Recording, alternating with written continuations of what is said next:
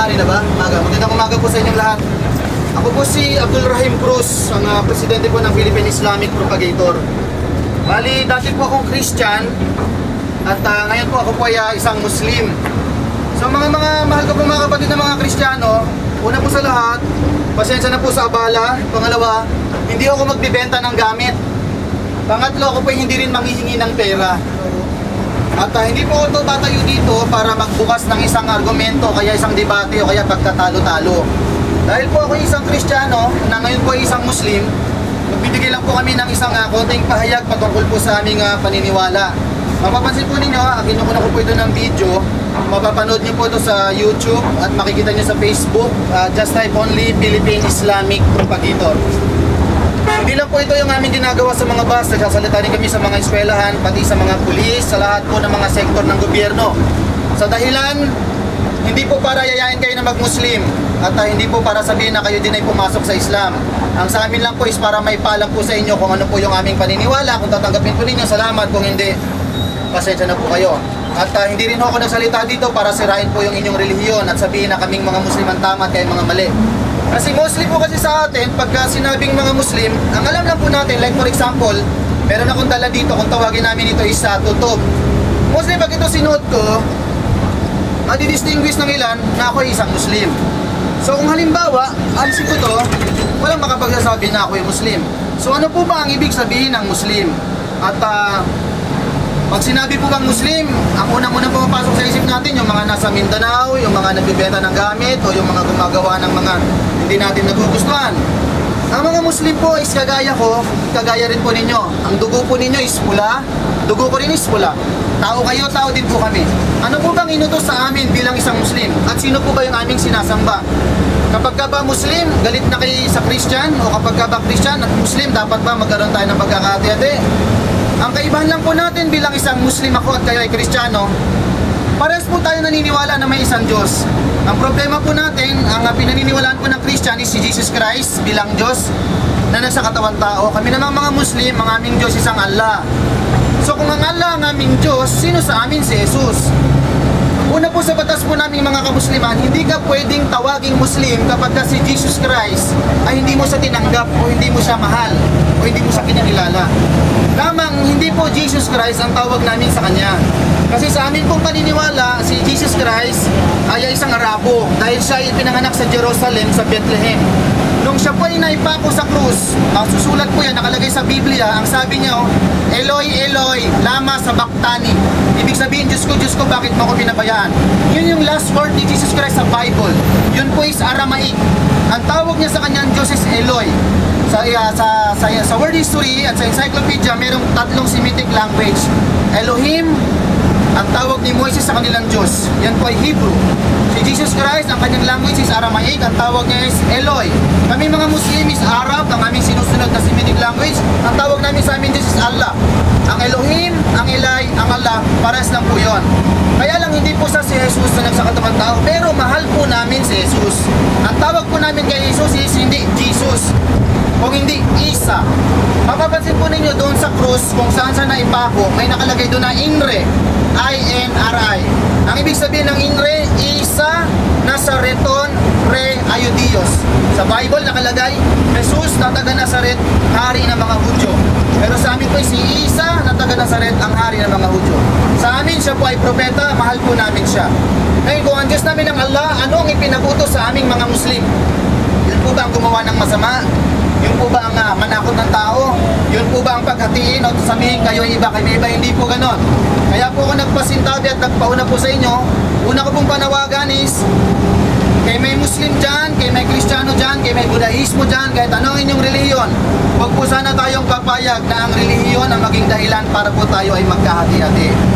Ano ang aming pinaniniwalaan? Ang aming pinaniniwalaan is sumamba sa nag-iisang Diyos. Pag kami po ay sumasamba, hindi kami nagdadasal sa harapan ng ribulto. Hindi po kami nagdadasal sa kung kani-kaninong pangalan. Ang tawag namin sa aming base nasa may isang Allah. Sino ang Allah? Ano ang itsura niya? Nakalagay sa Quran, sa salitang Arabic, ang sabi sa banal na Quran, Qul huwallahu ahad, Allahus samad, lam yalid wa lam yulad wa lam yakul lahu kufuwan ahad. Ang ibig sabihin sa Tagalog, ipinapaalam po namin sa inyo, ang Allah ay nag-iisa. So pag nag-iisa po, kaming mga Muslim ay hindi naniniwala sa Holy Trinity. Hindi po kami naniniwala sa Diyos, Anak, Diyos Espiritu o kung ano man. Kung di Allah, pag sinabi nag-isa, isa lang talaga siya. Wala siyang kapares, hindi siya nagkaroon ng anak, hindi siya pinanganak. Allahu Samad, wala siyang kahinaan. Siyang tagapanustos. Lam yalid, walam yulad. Hindi pinanganak at hindi nagkaanak. Walang yakul o kukunahad. Walang nakakaalam kung sino siya. So yun po ang aming pinaniniwalaan at yun po ang mga Muslim. So para po sa amin, si Jesus o si Jesus Christ o si Isa, ang isa sa pinakamahal po naming propeta. Kapag ang Muslim o kayo may kilalang Muslim at sinabi niya na si Jesus Christ ay hindi niya wala siyang pakialam doon kay Jesus o kaya nagsalita siya ng against kay Jesus Christ, hindi siya pwedeng tawaging Muslim. Lahat ng mga propeta is minamahal ng mga kamusliman. Isa lang sa mga yan ang hindi mo kikilalanin, hindi ka pwedeng tawaging Muslim. So ang problema sa atin, nagkaroon tayo ng iba't ibang paniniwala, nagkaroon tayo ng pagkakahati-hati. Ito po ay dahil sa magulong kasaysayan ng ating bansa na naging dahilan kung bakit ang ilan sa atin naging Kristiyano, naging Budahismo, naging ano paman. So ngayon dahil ako ay Muslim, ano po ba yung tinatawag na Muslim? Ito suot ko, masasabi niyo Muslim ako. Kung halimbawa ito alisin ko, hindi na Muslim. So ano yung ibig sabihin ng Muslim? Ang Muslim is Arabic word na ang ibig sabihin sa pinakamababaw na salita is nilalang ng Allah. Nilalang na sumunod, sumuko, tumalima sa kagustuhan ng tagapaglikha. So pag sinabing nilalang, hindi lang po tao ang pwedeng tawaging Muslim. Kahit po ang aso, pwede siyang tawaging Muslim. Kahit ang araw, pwede siyang tawaging Muslim. Kahit ang buwan, pwede siyang tawaging Muslim. Kahit ang hangin, pwede siyang tawaging Muslim. So ako ay Muslim, ang relihiyon ko ay Islam. Ano ang ibig sabihin ng Islam? Ang Islam is salam. Ang ibig sabihin ng salam is kapayapaan. Sumunod, sumuko, tumalima sa kagustuhan ng Allah subhanahu wa ta'ala. So kung ang Islam is salam at ang Muslim ay sumunod, sumuko, tumalima, bakit may mga Muslim? Meron nga po sa fan page ko, merong mga talagang nagpapahayag ng ekspresyon ng kanilang saloobin. May mga sinasabi, ganito kayo mga Muslim, dapat mga ubos kayo, mga ganito kayo, mga ganyan kayo. Hindi po inutos ng Diyos ni Moises at ng Diyos ng mga Muslim na ng Diyos ng lahat ng tao, hindi niya inutos na sumamba tayo sa Kanya, pumatay ka ng tao. Wala pong sinabing ganyan. Walang sinabi ang Allah subhanahu wa ta'ala, oy ikaw Muslim, sumamba ka sa akin, magalit ka sa kanila. Wala akong sinabing ganyan. Ang sinabi ng Allah, ang gawang mabuti sa Kanya, ang gawang masama kay Satanas.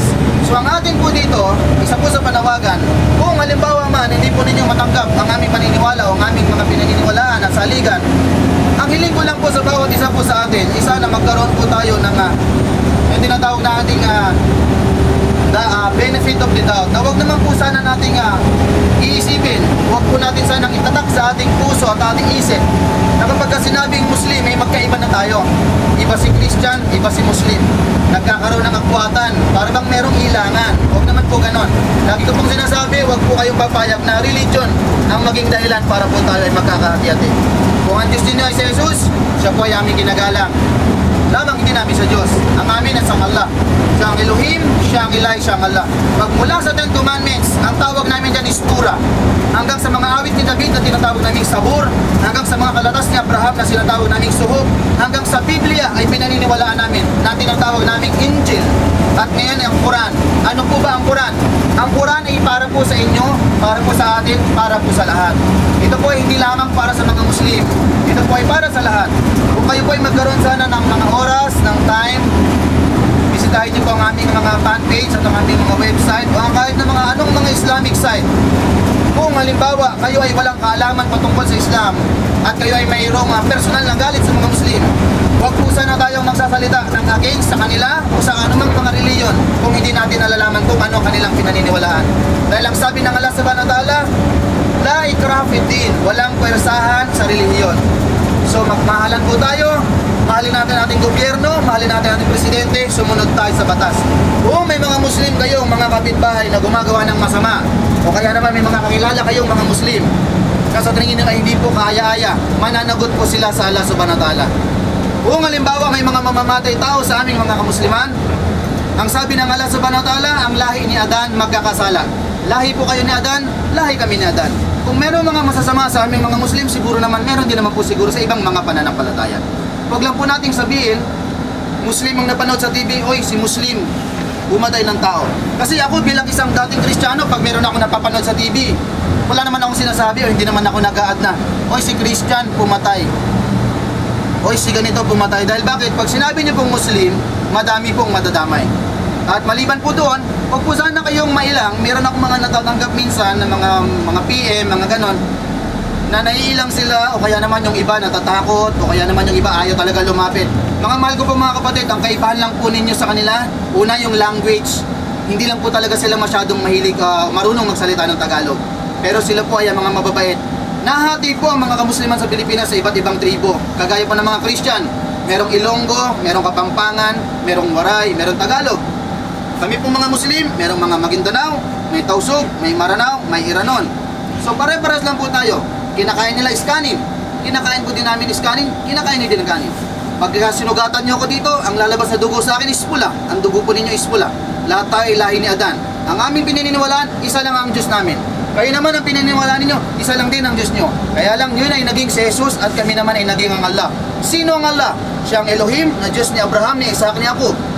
Sino ang Allah? Siya ang Elay o ang Eloy, na Diyos ni Jesus Christ, na tinatawag namin si Isa, at siya ngayon ang Allah. Pagpasensyahan nyo na po kung meron po akong nasabi po na hindi mo maganda at hindi po ninyo nagustuhan. Ito po ay minsan lang naman po mangyayari po sa inyo at wala po akong intensyon na kumbinsiin, sirain o kung ano pa man po sa inyong pananampalataya. Meron po akong ipamimigay na mga babasahin. Kagaya po ng sinabi ko sa kanya kanina, hindi ako manghingi ng pera at hindi ako magbibenta. Yan po ay libre. Pakiusap na lang, pakitanggap na lang po bilang tanda po ng aming pakikipagkaibigan. At kung halimbawa hindi po ninyo o bawal po sa inyong reliyon, pakipamigay na lang po sa ibang po pwede.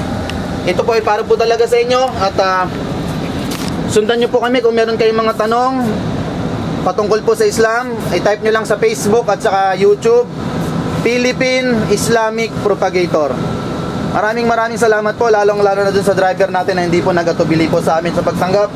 At sana sa susunod na mga araw, sa susunod na mga linggo, lagi po kasi kaming umakit sa mga bus. Halos 8 years na po namin ginagawa sa iba't ibang panig po ng Pilipinas dahil ang operation po namin is buong Pilipinas.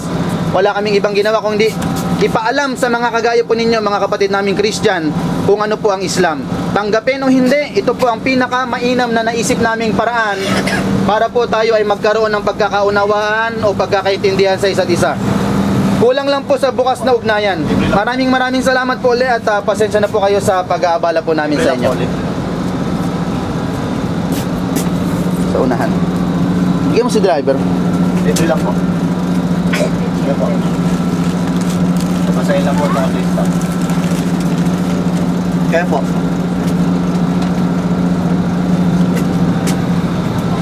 Kaya po. Thank you. Maraming salamat po ulit at kung meron po sa inyo na mga nakatira sa mga malalapit po sa mga moske at kayo po ay may mga gustong itanong patungkol sa reliyong Islam, lahat po sila ay nakahandang humarap sa inyo at kayo po ay tatanggapin.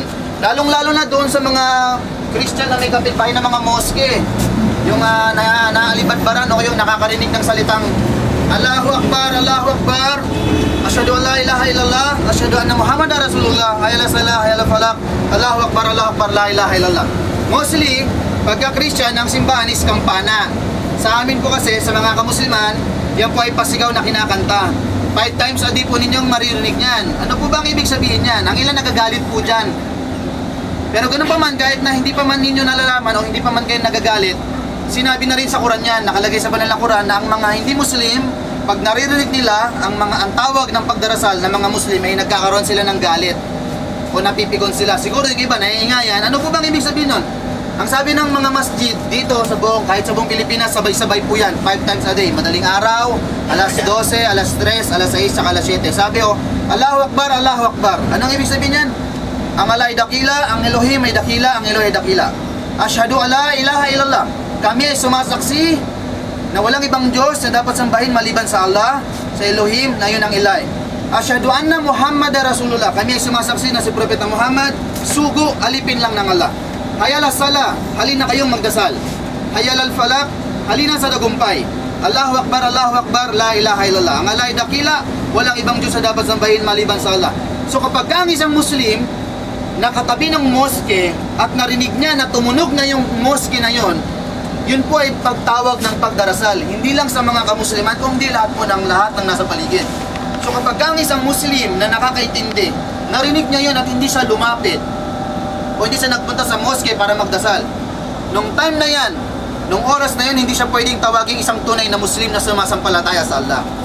Dahil isa lang sa mga kautusan ng Allah, halimbawa, nakapagsalita ako o sinadya ko, nasaktan ko ang inyong damdamin o kaya ininsulto ko ang inyong reliyon. Doon pa lang, base sa banal na Quran, katakot-takot na kaparusahan ang tatanggapin ko sa Allah subhanahu wa ta'ala. Kung ang pagsasalita lang ng masama sa kapwa ay meron ng tatanggapin na kaparusahan ng isang Muslim na kagaya ko, paano pa kaya ang pagbatay? Paano pa kaya ang pang-hold up? Paano pa kaya ang pagiging masama o pagiging maramot o pagiging ano paman? Lahat ng mga propeta, ang inutos ay sumamba sa nag-iisang Diyos at sampayin natin ang tagapaglikha. Wala siyang sinabi na iba ang Kristiyano, iba ang Budahismo, iba ang Muslim, at iba si Judaismo. Ang mga Muslim, kalimitan ng ngayon sa atin ay alam natin, bawal kumain ng baboy. Bakit nga ba ang mga Muslim is bawal kumain ng baboy? Hindi lang po baboy ang pinagbawal sa aming mga Muslim. Aso, ahas, daga, unggoy, dugo, mga patay na hayop, kahit mismong manok, basta hindi siya kinatay sa ngalan ng Allah. Kapag kami pumapatay ng hayop bago katayin, mayroon kaming sinasabing isang panalangin. Halimbawa, sinasabi namin, Bismillah. Ibig sabihin sa ngalan ng Allah. Tapos habang siya ay nababawian ng buhay, babanggitin namin ang kadakilaan ng Allah. Allahu Akbar, Allahu Akbar, Allahu Akbar. Yan po ang tinatawag naming halal. Pag sinabi naming haram, hindi po nangangahulugan ng madumi. Ito pong ibig sabihin is hindi binasbasan o hindi kinatay sa pangalan ng Allah. So bakit ang baboy? Kasi po nagkataon lang dito sa lugar natin sa Pilipinas, puro baboy ang meron sa palengke. Kung nasa Baguio naman, puro naman aso. Hindi lang naman po baboy. Aso, ahas, daga, unggoy. Maliban doon, nakalagay din po yan sa Biblia. Sa Levitico 7:11 na ipinagbabawal ng Panginoon ni Abraham, ni Isaac, ni Jacob at ng lahat ng mga propeta ang pagkain ng mga bagay kagaya ng baboy, kagaya ng dugo at kung ano paman. At ang isa pa sa mga popular sa atin, pag sinabing Muslim, ay nag-aasawa ng 4. Una po sa lahat, bilang isang Muslim, hindi po inutos sa amin na mag-asawa ng 4. Ang nakalagay sa banal na Quran, pwede kang mag-asawa. Magkaiba po yung mag-asawa sa pwede. Okay. Sa 4 po na yan, meron po kaming 4 na sagot dyan. Una, nilalang ng Allah subhanahu wa ta'ala na mas malakas ang lalaki sa babae. Kung tawagin is polygamous. Pangalawa, mas marami ang babae sa lalaki. Ang ratio po ngayon is 35:1. Pangatlo, ang sabi ng Biblia, humayo ka at magpakarami. Wala siyang sinabing humayo ka at mangbabae. Magkakaiba po yung magpakarami sa mangbabae.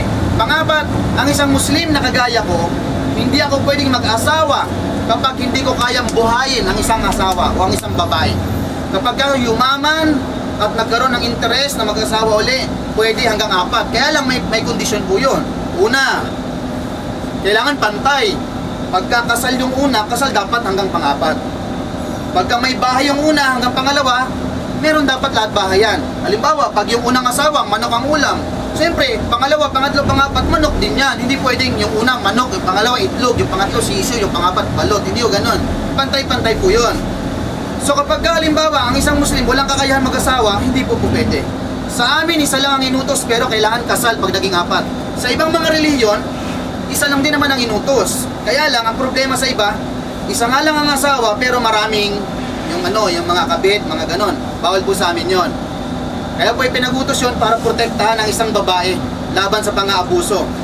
Halimbawa, kagaya ngayon sa mga Christian, meron namang mga Christian na mga babae ngayon, kahit na may asawa yung lalaki, basta may kaya, kahit pangit, papatulan nila eh.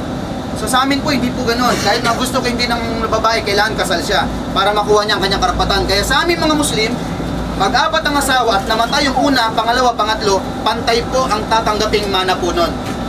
Ganun po sa amin at sana kung meron po kayong kilalang ganun mga Muslim, meron siyang asawa, tapos pinababayaan niya, ang kaparusahan po niyan sa kabilang buhay, babangon siya at papasok siya sa impyerno na nakalaylay ang kanyang kalahati ng katawan. So ibig sabihin, lahat ng mga sumusobra na hindi pinagutos ng Allah subhanahu wa ta'ala, may katumbas ng kaparusahan. Ang sabi nga ng Allah, pamayamal mitkala jaratin kay rayara o mayamal mitkala jaratin sa rayara.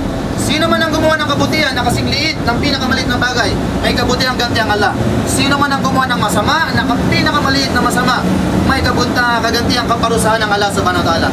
Kung nakalusot man siya dito sa mundo, sa kabilang buhay, hindi siya makakalusot dahil lahat po tayo naharap sa Kanya. At sana buksan po ninyo ang inyong puso, buksan po ninyo ang inyong isip. Kumakatok po kami, ito po ay isang pagkatok po sa inyo bilang pagkipag-ugnayan at pagkipagkaibigan po namin sa inyo. Inaanyayahan po namin kayo kung kayo po ay may mga oras, may mga pagkakataon. Bisitahin po ang aming mga masjid. Mag-log on po kayo sa mga website, especially Philippine Islamic Propagator, para alamin, makialam, magtanong, magsaliksik sa Islam. Hindi para kayo ay mag-Muslim, kung hindi para kayo ay magkaroon ng kaalaman. At kung kayo man ay halimbawang mag-Muslim dahil sa inyong naiintindihan, siguraduhin po natin na bago natin tatanggapin ang isang pananampalataya ay alam natin ang kanilang pinaniniwalaan, sinasabi sa atin kung ano ang kanilang paniniwala at meron tayong mga sapat na mga informasyon. Maraming salamat po ulit at pasensya na po talaga kayo at ito naman po ay minsan lang. Assalamualaikum warahmatullahi ta'ala wabarakatuh. Kung meron po mga kamusliman dyan, ang ibig sabihin po nun sa Tagalog, sumayin nyo po ang kapayapaan at pagpapala ng Allah subhanahu wa ta'ala. Kasi din naman pong itinuturo ng inyong mga pare bago po tayo nag-iwahiwalay pagkatapos po nating magsimba. Magandang hapon.